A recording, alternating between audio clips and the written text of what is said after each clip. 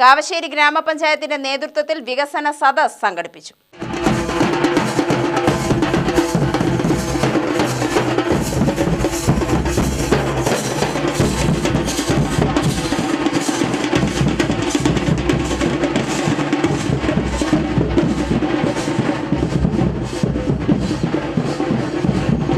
സർക്കാരിന്റെ വികസനവും പഞ്ചായത്തിന്റെ വികസനവും ജനങ്ങളെ ബോധ്യപ്പെടുത്താനായിരുന്നു വികസന സദസ്സ് നടത്തിയത്.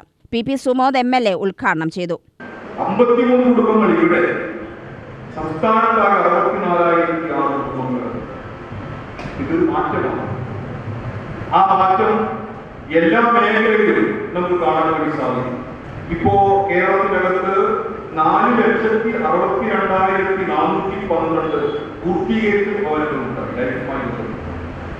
5,95,000 ഒരു 6 മാസത്തിൽ നമ്മൾ എത്താൻ വേണ്ടി നിർമ്മാണം പുരോഗമിക്കുന്നവ 1,33,124.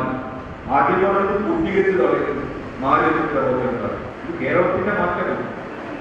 ഇന്ത്യയിൽ വീടിന് വേണ്ടി ഏറ്റവും കൂടുതൽ വീതം കൊടുക്കുന്ന സംസ്ഥാനത്തിന്റെ പേര് ഈ കേരളമാണ്. ആ നിലയിലേക്ക് കേരളം മാറും.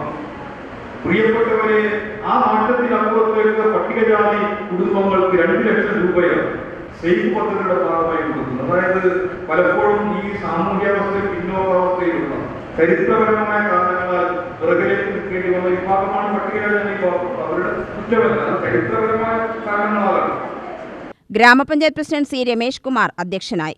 ജില്ലാ panchayat vice president CK Chamunni, ജില്ലാ പഞ്ചായത്ത് അംഗം PM Ali, panchayat secretary P. Venu, ജനപ്രതിനിധികൾ എന്നിവർ പ്രസംഗിച്ചു. UTV news, Palakkad.